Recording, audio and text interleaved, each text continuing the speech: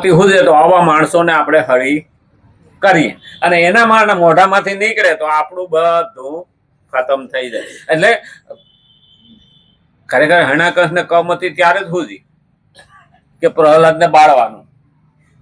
એટલે તો હોળી આવે ને, હોળીમાં કેટલો બધો છે, રંગનો ઉત્સવ છે, તો ભાઈ કે છે આપણને બધું, પણ હકીકતમાં આપણે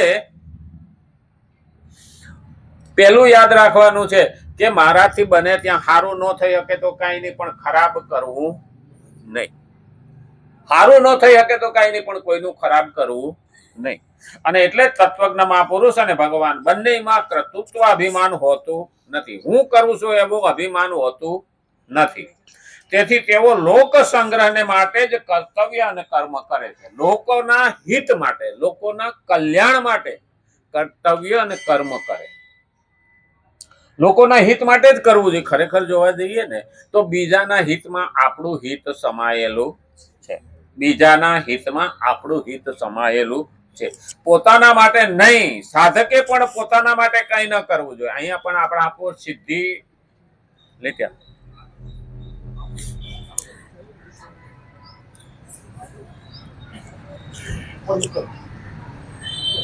પોતાના માટે કઈ ન કરવું જોઈએ. ખરેખર સાધક આપણે બધા સાધકમાં આવીએ. પોતાના માટે ન વિચારતા બીજા માટે વિચારવું જોઈએ. જોકે આપણને બીજા માટે વિચારવાનો આદત પડે ને, એના માટે થઈને તો પ્રસાદ આવ્યો. હા, આ પ્રસાદ બધા માટે આવે. ભગવાનને પ્રસાદ ધરીને બીજાના માટે જ આવ્યો ને, નહીં તો ઘેર ખાઈ લીધો હોત તો. એટલે આ પ્રસાદ જોયા પછી મને એવું લાગે પણ કઈ સારી વસ્તુ આવે એટલે સારું ના કઈ હકણું રહેતું નથી.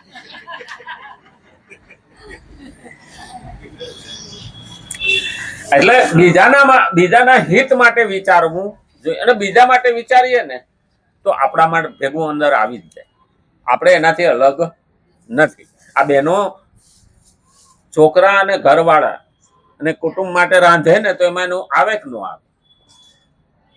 બસ આ જ રસ્તો આપણે શીખી લેવાનો કે બેનો એમ કીધું મારા હાટું રાંધો નહીં, આ છોકરા અમને ભાવે, કાકા એને બાપાને ભાવે, આકા ખાલા મારા હારાને ભાવે. અરે એને સમર્પણ કર્યું તો આપણે વધારે બધાનું કરતા ધ્યાન વધારે એનું રાખીએ. શું કરવા? એ માંદી પડે ને ત્યારે આપણે પાંગડા થઈ જાય. તો ઘરના ઘરવાળો માંદો પડે ને તો બૈરી અકળાઈ જાય, પણ ઘરવાળી માંદી પડે તો આખું ઘર અકળાઈ જાય.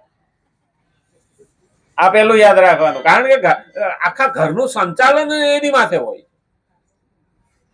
અને અત્યારે તો આ બધા અંગ્રેજો તરફ હાલે છે ને, એટલે કે ઘરવાળીને શું પગાર મળે? એટલે પગાર એનો ન હોય, તમે આપી જ ન શકો.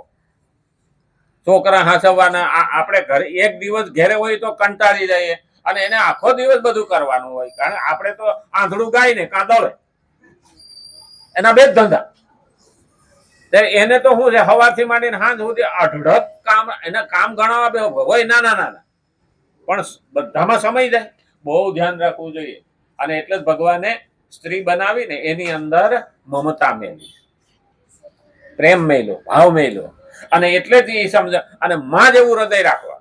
ઋષિઓનું પણ આવું જ હતું. કર્તવ્ય અને કર્મ કરે છે, પોતાના માટે નહીં. સાધકે પણ પોતાના માટે કંઈ કરવું જોઈએ નહીં. કારણ કે આત્મામાં કર્તૃત્વ નથી. લોકોને ખોટા માર્ગેથી રોકીને સદમાર્ગે વાળવા એ લોક સંગ્રહ છે. સદમાર્ગે વાળવાના એને ખબર નથી, એને સદમાર્ગે વાળવા લોક સંગ્રહનો ઉપાય છે. લોક સંગ્રહ એટલે મને વાહ કરે એના માટે નહીં.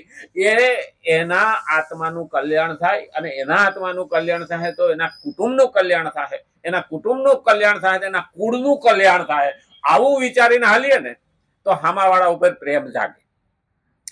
શાસ્ત્ર પ્રમાણે યોગ્ય આચરણ કરવું અને સાધકે પોતાની અંદર એવો ભાવ રાખવો કે મારે મારા પોતાના માટે કશું કરવું નથી.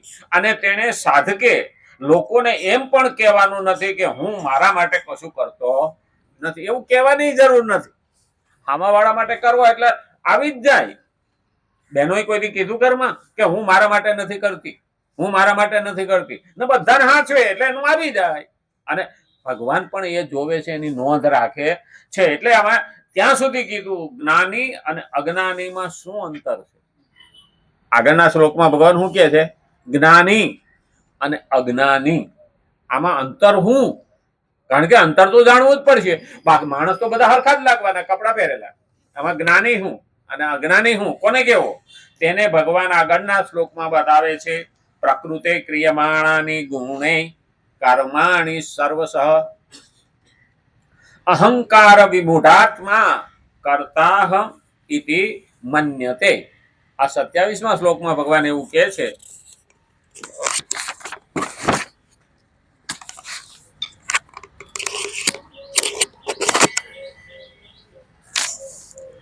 કર્માણી સર્વસઃ પ્રકૃતે ગુણે ક્રિયમાણાની અહંકાર વિમૂઢાત્મા અહમ કરતા ઇતિ મન્યતે.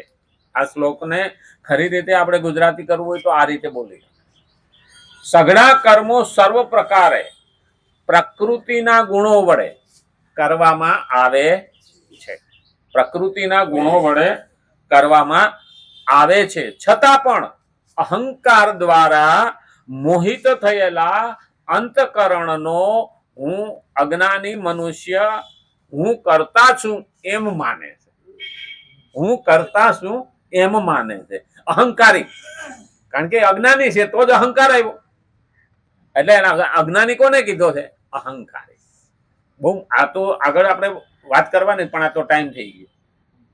હા, ટાઈમ થઈ ગયો, 2 મિનિટની વાર છે. ઓમી આમાં આવે, આમાં તો પાછું હા નાકેથી તો ખાવાનું મન થાય ને. નાક એટલે કોકના ઘર આગળ નીકળીને કોક દાળ વધારે તો કેવી સુગંધ આવે. પેલું તો નાક જ સંદેશો મોકલે ને.